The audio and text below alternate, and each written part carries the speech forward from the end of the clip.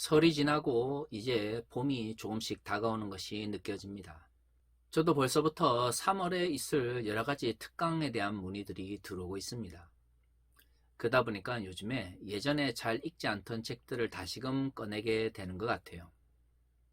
물론 4월 총선이 있기 때문에 많은 이들이 그리스도인으로서 정치를 어떻게 바라봐야 되는지, 어떻게 정치적 영역에서 실천해야 되는지에 대해서 많이 궁금해 하십니다. 저는 칼바르트를 전공한 만큼 칼바르트의 정치 신학에 대해서 요즘 다시금 살펴보고 있습니다.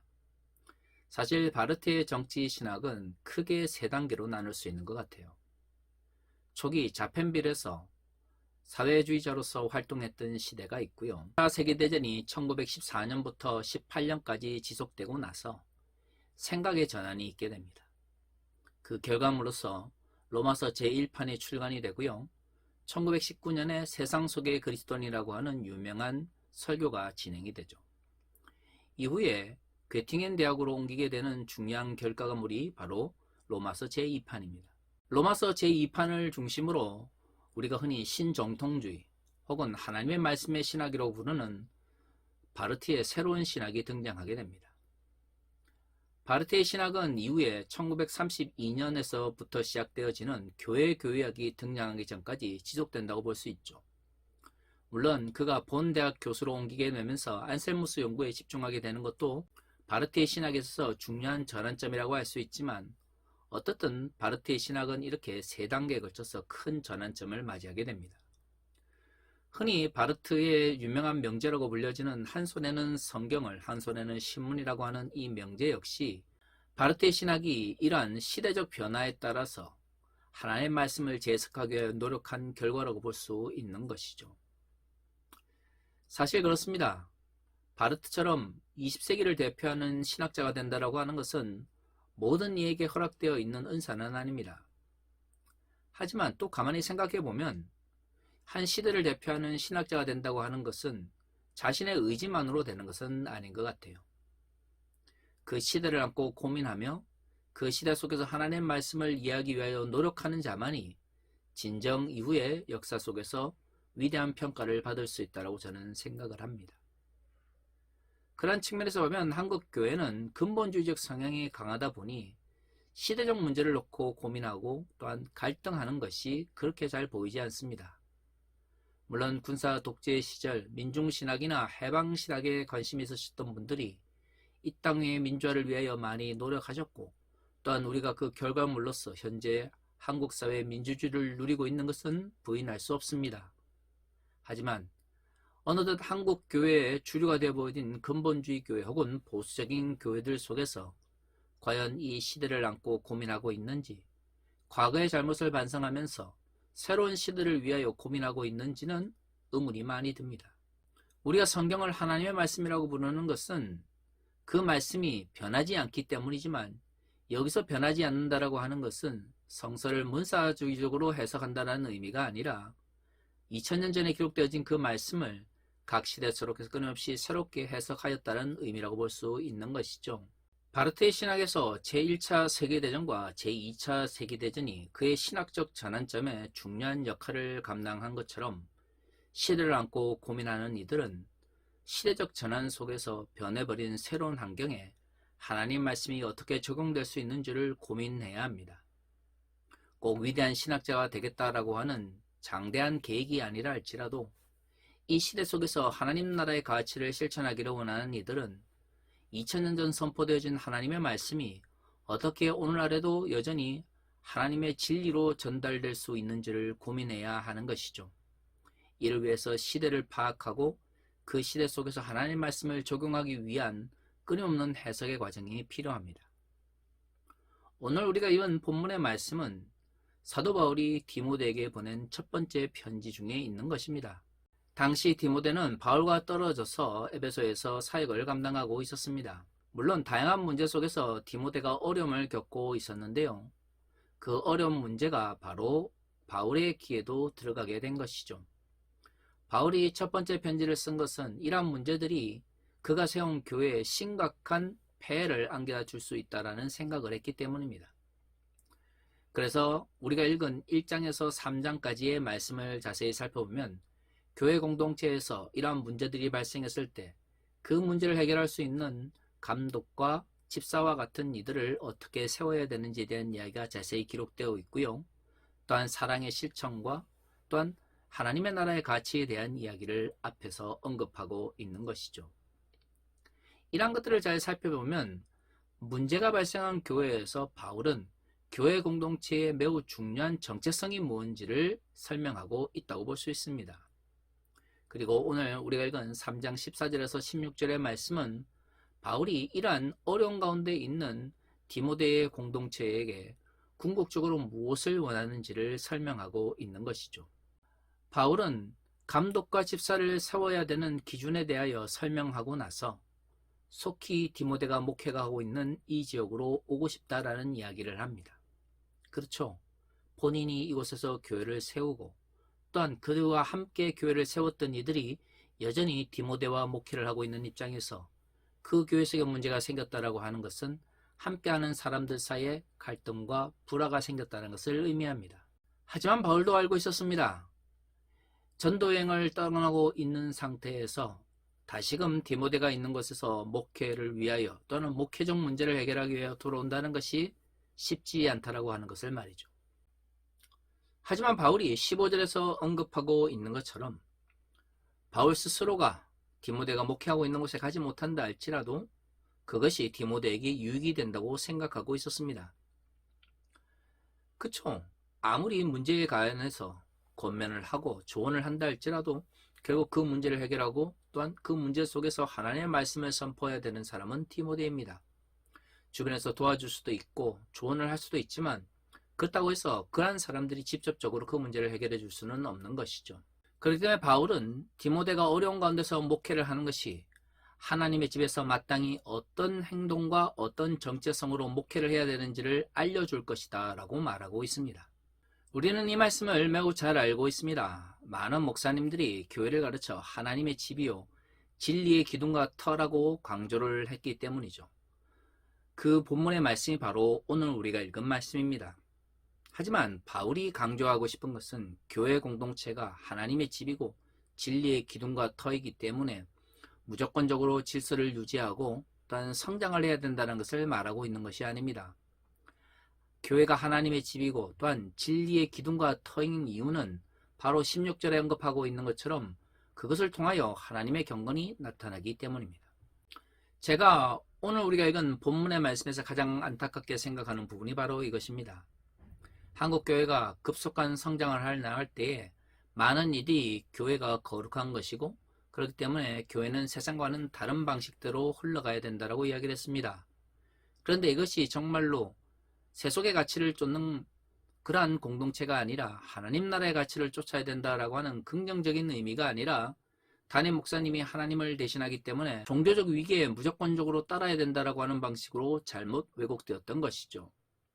하지만 오늘의 본문에서 하나님의 집이요 진리의 기둥과 터라는 것을 말하는 이유는 바울이 교회 공동체의 정체성이 바로 경건한 공동체라는 것을 말하기 위한 것입니다. 16절을 보면 이 경건의 문제는 예수 그리스도께서 우리에게 허락하신 구원의 문제와 연결되어 있습니다. 16절은 이렇게 이야기합니다. 크도다 경건의 비밀이여 그렇지 않다 하는 이 없도다. 그는 육신으로 나타난 바 되었고 영으로 의롭다 하심을 받으시고 천사들에게 보이시고 만국에서 전파되시고 세상에서 믿음 바 되시고 영광 가운데 올려지셨느니라. 16절은 바울이 생각하는 신약 성경의 핵심적인 내용을 요약하고 있는 것이죠. 교회가 경건이 핵심인 이유는 이러한 구원의 문제와 연결되어 있기 때문입니다. 하지만 여기서 생각해야 되는 것은 바울은 경건의 공동체로서 교회를 강조하는데 이것이 감독과 집사를 세우는 문제, 교회 내에서 사랑을 실천하는 문제, 또한 교회 내 갈등을 하나님의 말씀 안에서 해결해야 되는 다양한 실천적 문제와 연결시켜 놓고 있다고 하는 것입니다. 우리가 일반적으로 생각하는 경건의 모습은 무엇입니까? 한국 사람들은 불교나 유교적 영향으로 혼자 산에 올라서 돌을 닦거나 아니면 스스로 깨달음을 얻는 것을 경건이라고 생각하는 경우가 많습니다. 하지만 오늘 우리가 읽은 본문의 말씀에서 바울이 경건의 비밀을 강조하는 것은 그 경건의 비밀이 바로 예수 그리스도께서 우리에게 주신 구원의 과정과 연결되어 있기 때문입니다. 교회는 바로 이 구원의 과정을 세상에 선포하는 공동체인 것이죠. 그런데 지난주에 살펴본 것처럼 감독과 집사는 이러한 교회 공동체의 정체성을 형성하는 데 매우 중요한 역할을 감당합니다. 감독은 목회를 감당하며 기도하며 하나님의 말씀을 선포하는 역할을 감당했고, 당시 집사는 이웃을 돕고 또한 어려운 가운데 있는 이들을 위로하는 역할을 했습니다. 말씀의 선포와 또한 우리의 이웃을 돕는 역할은 교회 공동체의 매우 중요한 역할이었던 것이죠. 바울은 이러한 교회 공동체의 정체성을 경건이란 말로 표현합니다. 그런데 바울이 말하는 경건은 그리스도인들이 다른 사람들과 어울리면서 혹은 세상 속에서 타인의 사회적 신뢰를 얻고 또한 다른 사람과의 관계성 속에서 타인을 존중하는 문제와 밀접하게 연결되어 있습니다. 우리에게 주어진 구원이 하늘 위에서 떨어진 것이 아니라 육신을 입고 이 땅에 오셔서 십자가에 죽으시고 다시 부활하신 예수 그리스도를 고백하는 과정 속에 이루어진다는 것을 우리가 믿는다면, 이 땅에 인간으로 오신 예수께서 또한 우리에게 이웃을 사랑하고 하나님을 사랑하는 것이 가장 큰 계명이라는 것을 알려주셨다는 것을 기억해야 합니다.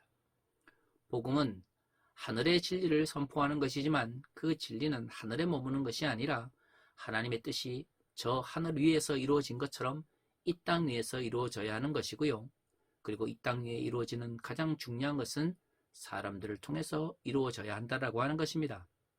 그렇기 때문에 경건의 문제도 구원의 문제와 연결되어 있지만 궁극적으로는 교회 공동체의 정체성의 문제와 연결될 수밖에 없는 것이죠. 그리고 그 정체성을 형성하는 감독과 집사는 하나님을 향한 믿음과 하나님과의 아름다운 관계뿐만 아니라 타인에게 존중받고 존경받는 인품과 인격의 문제와도 연결되어 있다는 것을 우리는 지난주에 살펴보았습니다. 성경이 말하고 있는 경건은 바로 그런 것입니다. 교회 공동체가 추구해야 될 경건 역시도 마찬가지죠. 교회만 처박혀서 그저 기도만 열심히 한다고 경건이 형성되는 것이 아니라, 우리의 믿음이 하나님의 은혜로 주어졌다면 이제는 사람들과 관계성 속에서 세상 속에서 우리의 인격과 인품으로 표현될 수 있을 때 진정한 경건이 표현될 수 있는 것입니다. 이런 관점 속에서 경건의 공동체로서 교회라고 하는 것은 각 시대마다 끊임없이 그 시대적 소명 속에서 새롭게 재조명되어야 합니다. 우리가 살펴본 것처럼 디모데전서 1장에서 3장에서 말하고 있는 경건은 굉장히 당시의 문화 속에서 어떻게 사회적 신뢰를 얻고 어떻게 다른 사람을 존중하는 문제와 연결되어 있죠. 하지만 자세히 살펴보면 거기에는 여성에 대한 차별과 또한 가부장적인 가치가 매우 깊게 들여져 있습니다. 사실 문자주의적 해석을 하시는 분들도 아무래도 한국교회에 여성이 많다 보니까 여성에 대한 차별적 말씀에 대해서는 또한 순화해서 설명하는 경우가 많죠. 그런데 엄밀히 말하면 2000년 전의 경건의 모습과 지금의 경건의 모습이 완전히 문자주의적으로 일치할 수는 없습니다. 진리라고 하는 것이 각 시대의 사명과 사명 속에서 재해석되어져야 되는 것처럼 21세기를 살아가고 있는 우리에게는 경건의 문제가 또한 새롭게 해석되어져야 할 필요가 있는 것이죠. 교회가 진정 경건의 공동체가 되기 위해서는 21세기 사람들이 생각하는 존경스러운 인품과 인격의 문제뿐만 아니라 그 시대 속에서 어떻게 경건의 문제가 적용될 수 있는지를 생각해 보아야 됩니다. 어느 누구도 교회 공동체를 바라보면서 경건하다고 생각하지 않으면서 우리 스스로 우리 혼자만이 경건이다라고 주장한다면 그것이 어떻게 세상을 변화시키고 사람들에게 사회적 신뢰를 얻게 하는 도구가 될 수 있겠습니까? 과거에는 권위주의적으로 이야기하고 말을 하고 일을 처리해도 얼마든지 경건한 사람이다 라고 평가받을 수 있었습니다. 또한 가부장적인 가치를 가지고 여성을 무시하거나 차별해도 과거에는 이런 것들이 용납되었습니다. 하지만 21세기 과연 여성을 무시하면서 또한 권위주의적인 생각을 가지고 타인을 대한다면 그 사람이 가지고 있는 신앙적 성품과 인격을 경건이란 말로 포장할 수 있을까요? 결코 그렇지 않습니다. 21세기적 의미의 경건이라고 하는 것은 다른 사람과 소통하며 또한 이해시키기 위한 노력들로 표현될 수 있는 것이죠. 사실 MZ세대 말을 많이 하지만 그 세대를 규정하는 것 자체가 중요한 것이 아니라 그들과 우리가 다르다면 그들은 어떻게 기성세대와 다른지를 분석해서 그들과 소통하고 그들을 이해시키기 위한 노력들이 더 중요한 것이죠. 특정한 세대를 규정하고 또한 쉽게 평가 내린 후에 그들에 대한 선입견과 또한 왜곡된 가치를 가지고 그들을 부정적으로 바라보는 것이 시대나 세대를 구분하는 목적이 아닙니다. 교회가 MZ세대니 특정한 세대를 규정하는 것은 그들과 소통하고 이해함으로써 그들에게 복음을 전하고 또한 그 복음이 그들의 세대 속에서 자연스럽게 경건의 모습으로 표현되도록 하기 위한 것이지, 그 세대를 규정함으로써 그 세대에 대한 부정적 인식을 강화함으로써 그들을 교회에서 배척하기 위한 것이 아닌 것이죠. 가난한 성도들 중에 상다수가 MZ세대들이고 또한 많은 이들이 교회를 떠나고 있는 우리의 현실은 소통과 이해를 저버린 한국교회의 모습을 잘 보여주고 있는 것이죠. 사실 시민사회 영역에서 교회만큼 소통과 이해가 부족한 공동체가 없다는 이야기가 종종 나오고 있습니다. 감독과 집사와 같은 특별한 직분을 세우기 위해서만 타인의 신뢰와 인격과 인품을 요구하는 것이 아니라 교회 지도자들에 대한 인품과 인격에 대한 강조는 모든 그리스도인들이 그러한 모습을 닮아가야 된다는 것을 의미합니다. 우리가 지난주에 살펴본 것처럼 타인에게 정중하며 정직하게 말하고 또한 타인의 눈물을 통해서 이익을 얻지 않아야 된다라고 말하는 이유는, 그렇게 했을 때에 비로소 사회적 신뢰를 얻을 수 있고 그 사회적 신뢰를 기반으로 교회 공동체가 복음을 전할 때에 비로소 경건의 공동체가 될 수 있기 때문이죠. 그렇기 때문에 경건이라고 하는 것은 사회적인 관계 속에서 형성되고 이해되며 또한 정의되어야 합니다. 21세기 한국 교회가 몰 이해와 또한 무례함의 대명사가 되어진 것은 한국 교회가 이 시대를 제대로 읽어내지 못한 가운데서 21세기적 의미의 경건을 제대로 규정하지 못했기 때문입니다. 더 이상 경건의 공동체로 불리지 않는 교회가 어떻게 하나님의 집이자 진리의 기둥과 터가 될 수 있을까요? 우리가 살아가는 이 시대 속에서 경건의 문제를 고민하지 않는 이들이 어떻게 감독과 집사의 직분을 잘 감당할 수 있을까요? 저는 한국교회의 변화를 위해서 먼저 이 시대를 제대로 파악하기 위하여 노력하는 자세가 필요하다고 생각합니다. 소통하려고 하고 이해하려고 하는 노력들이 전제되지 않는 이상 한국교회는 결코 21세기적 의미의 경건의 공동체가 될 수 없습니다. 정중하지 않고 무례하며 또한 타인의 존경을 받지 못하는 인품과 인격을 가진 이들이 전하는 말씀을 어떻게 하나님의 말씀이라고 세상 사람들이 받아들이겠습니까? 그저 성령이 임하면 모든 것이 잘 될 거다라고 생각하는 것은 기복주의이지 결국 인격적인 하나님을 믿는 사람들이 고백하는 말씀이 아닙니다. 만약에 성령께서 모든 걸 다 하신다 그러면 굳이 우리가 복음을 전할 필요도, 굳이 우리가 하나님의 말씀대로 이 땅에서 살아갈 필요도 없지 않습니까? 기도만 열심히 하면 성령께서 모든 것을 이루실 거다라고 하는 믿음은 영지주의적인 이원론이지 결국 성경이 말하고 있는 성령론이 아닙니다. 사랑하는 성도 여러분, 21세기 한국교회는 과연 경건의 공동체로 믿지 않는 자들에게 이해되어지고 있나요? 아니면 불의와 무례함의 대명사로 받아들여지고 있나요? 혹시 교회가 경건의 공동체로 이해되지 못하고 있다면 그것은 한국교회가 우리에게 주어진 시대적 사명을 제대로 감당하지 못하고 있는 것입니다. 이제라도 무엇이 문제인지를 올바르게 파악해서 경건의 공동체로 나아갈 수 있으면 좋겠습니다. 시대를 읽어내지 못한다면 그 교회는 결국 그 시대적 이해관계 속에서 침몰하게 될 것입니다. 이미 한국 교회는 그러한 징조를 보이고 있죠. 지금이라도 그 몰락의 끝에서 하나님 나라에 대한 열정으로 다시금 일어서기를 원합니다.